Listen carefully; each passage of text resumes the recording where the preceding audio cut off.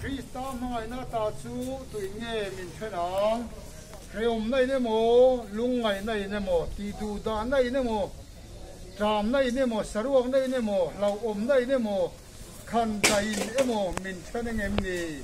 then su e chung zong zong a chuan min mangai tua wang chuan ro pui ta ta ngam tu kan ni lalpa na thu kan da ta ma so mo se amen una hian kandong bol pui du tak mai ti zo ji ki hi ro pui na ka san tir tapianin aloren ki ta wana atana hun bua sai achuan alo tuai ta una hian alei taksa chu thana kan lo da ta le chu le ya vai vut chu vai vuta tang turin kan lo da liam ta kan lalpa Isua Krista sara chuan chatua na nun na nei in thole turin kan lo ta liam ta ni lalpa na thu kan da ta ma so se chung cha yang u o lalpa lele van lalpa kan pathian nung min bangai tu mi fing te du takin min siama amara chu kan tha tu te bo chiat na wangin mi sual kan lo ni ya nang ma ne na kheng ve thei lo tu kan lo ni ta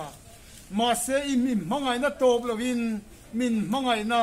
i fa pa nei chu Isua Krista kan ta iron tira chu hen le thei na kong min bua sei wang kan lo ma lom thu kan thila che kan dong bol pui du tak mai ki zo ji ki po nang ma nei tu ania nang ma nen lama in lo sen ta lalpa thamuang takin tu na hian i lama lo kalta ti kan thia ro chu ama ngai hian kan ru ma kan mang angani hi nangin min thamoni min om pui se lang che tu na hian kan lalpa Isua Krista thatna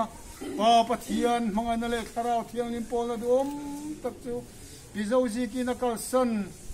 atu le fa te arong bol pui te chung khat lai na te ne na tu na changa chatuan khenin lom zero se amen amen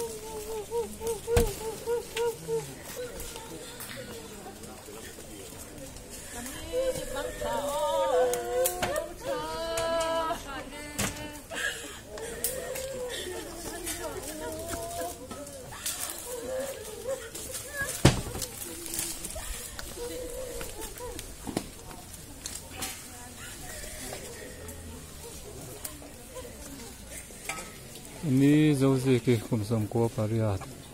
alei taksa chu chatua na chaw turin kan lo tha liam ta atu le fa ten